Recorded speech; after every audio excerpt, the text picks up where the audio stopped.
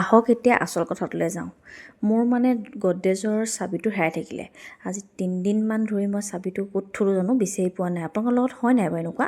মই মানে চাবিটো মাৰিলোঁ, ক'ত থলোঁ জানো, ইমান বিচাৰিছোঁ নহয়, একে জেগাত 3বাৰ 4বাৰ বিচাৰিছোঁ, কিন্তু বিচাৰি পোৱা নাই নহয়। এতিয়া গোটেই কাপোৰ গডৰেজত সোমাই আছে, বাহিৰত যিখিনি আছে গৰমত পিন্ধি থকা ন, এবাৰ পিন্ধাৰ পিছত পিন্ধিব মন নাযায়। এতিয়া উপায় নাই মানে, তেনেকেই মই পিন্ধিবলগীয়া হৈছিলে পাৰফিউম মাৰি মাৰি।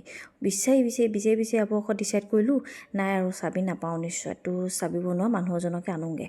আনিব গ'লোঁ, চাবি বোলে এজনক সুধিলোঁ চাবি বনাওঁতে কিমান ল'ব, তেওঁ ক'লে 1200 টকা।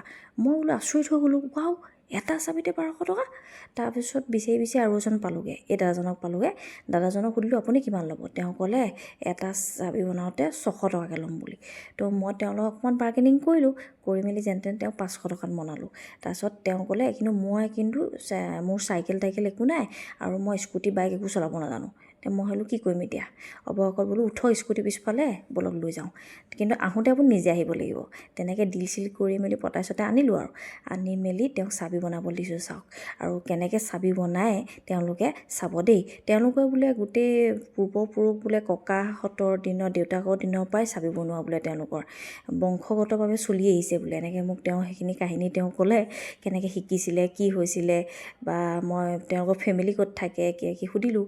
12 বছৰৰ পৰা আমাৰ শিৱসাগৰতে আছে বোলে, কিন্তু অসমীয়া ক'ব নাজানে আকৌ, হিন্দীটো ক'ব পাৰে কিন্তু বুজি বোলে চব পায় বোলে। মই সুধিলোঁ ইমান বছৰ অসমত থাকি আপোনালোকে অসমীয়া কিয় নাজানে বা শিকা কিয় নাই, কিন্তু তেওঁৰ মতে মানে তেওঁ ক'ব নোৱাৰে কিন্তু বুজি চব পায়। যি নহওক তেওঁ কিন্তু চাবি বনোৱাত লাগি গ'ল, আৰু ময়ো তেওঁৰ চাবি বনোৱাৰ ওচৰতে বহি পেলাই তেওঁৰ লগত কিবা কথা পাতি তেওঁলোকৰ বিষয়ে শুনি, বা তেওঁলোকৰ ভাই ককাই 5জন নে 6জন ইয়াত আছে বোলে, কিন্তু এতিয়া তেওঁলোক নাই কাৰণ তেওঁলোকে বিয়া খাব গৈছে। তেওঁলোকৰ অৰিজিনেল ঘৰ দিল্লীত বোলে, বিয়া খাব গৈছে, সেইটো কাৰণে অকল তেওঁহে আছে। সেইবোৰ কাহিনী মোক কৈ তেওঁ চাবি বনাবলৈ আৰম্ভ কৰিলে। কিন্তু ইমান ইজি নহয়, চাওক কিমানবাৰ ট্ৰাই কৰিছে, এনেকৈ বহুত সময় বা আধা ঘণ্টামান সময় তেওঁ যুঁজি লাষ্টত মানে অৱশেষত মোৰ গডৰেজটো খুলিবলৈ তেওঁ সক্ষম হ'লগৈ। কিন্তু মোৰ 2000 টকাৰ লোকচান হ'ল।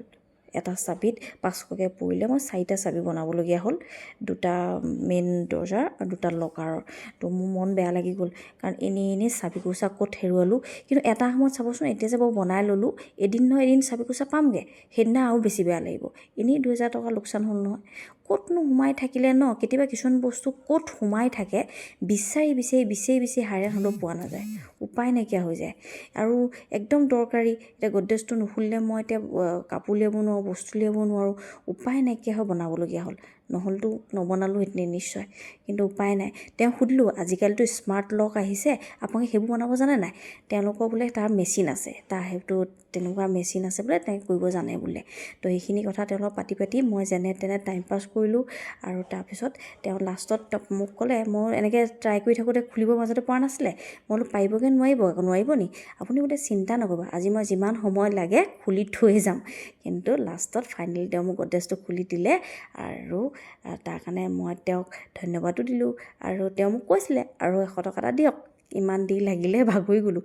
বোলো যিটো দিল দেই, তাতকৈ বেছি নহ'ব, সেই বুলি কৈ মেলি তেওঁক পঠাই দিলোঁ। আজিলৈ ইমান। ভিডিঅ'টো চাই যদি ভাল পালে লাইক এটা কৰি দিব।